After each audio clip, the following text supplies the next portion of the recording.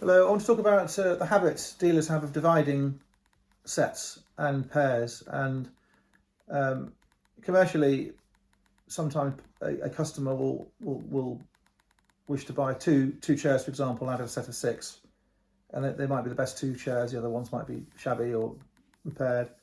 Sometimes people will divide dealers and the buyers will divide sets of pottery, pairs of mirrors, pairs of paintings. We do divide many pairs now, and for many years I've been not troubled particularly, but I've been concerned slightly that it's not very nice really to vandalise sets or pairs of items, but it does happen. And the first time I questioned it was in about 1985, when my father in Warwick, in England, Warwick, had a shop, and he went to a sale room and bought a set of copper pans. This is the first time I was conscious that it was a form of vandalism. So what happened was he went to the sale, bought these copper pans, a graduated set of copper pans from this size, going through to saucepans this size, and there were approximately 40 graduated, every one different size, all handmade. Everyone had a engraved stag's head on it with a Latin motto and a coat of arms. Everyone had an iron handle with two rivets and a hole in the handle. Every one of them had a countersunk lid with a brass handle, and all of the pans were tin lined, wiped with tin, on the bottom, inside, up the side, and over the top, an inch down the outside, very unusual. And the insides of the lids were tin, so they were from a really good house. And you'd say they were from the Batterie de Cuisine, that's the posh word for kitchenware. But those 40 pans weren't the only 40 pans in that house. They would have perhaps represented 5 or 10% of all the pans, because apart from saucepans, you've got sauté pans, you've got oval gratin dishes, oval serving dishes, some lidded. You've got stock pots, which are taller and narrower. You've got warming dishes with burners underneath, muffin dishes. You've got fish pans, triangular for flounders and turbots.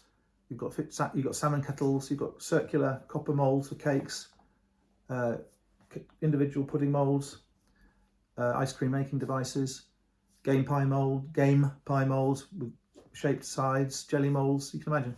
So this set of pans came to the shop in Warwick, and they were hung in the shop on the ceiling from one side to the other. And on the first day they were hung up, someone came in and said, "Can I buy that one in the middle, the one out of the centre?" So I was watching this, cringing, thinking, "Oh my God, if he buys, my father sells the one out the middle, then the whole set, probably from 1800, is ruined." And my father sold this one pan, and there was this gaping hole in this perfect graduation of pans, and we brought them in together to hide the hole. And then the next day someone came in and wanted the little ones for melting butter, and he bought 6, and then someone else came and bought another one. So I saw this set of pans destroyed, and I found it quite upsetting. So I said to my father, "You shouldn't have sold the pans. You should have sold it in one go." And he said, "Well, if I didn't sell it in one go, so the next dealer will divide it. So what does it matter? Let us have the profit out of it, out of the division, not someone else." So I said, "Fair enough." So that was an example. That was the first time I was conscious of this, and since then I've seen, as I say, sets of chairs, sofa sets divided, and in particular, my father would buy Victorian dinner services, and if in the early 20th century you had a visitor from royalty or nobility for your house, you would order a new suite, because you would have to show that you were wealthy enough to accommodate them, and if you didn't have it already, you'd have to buy a set.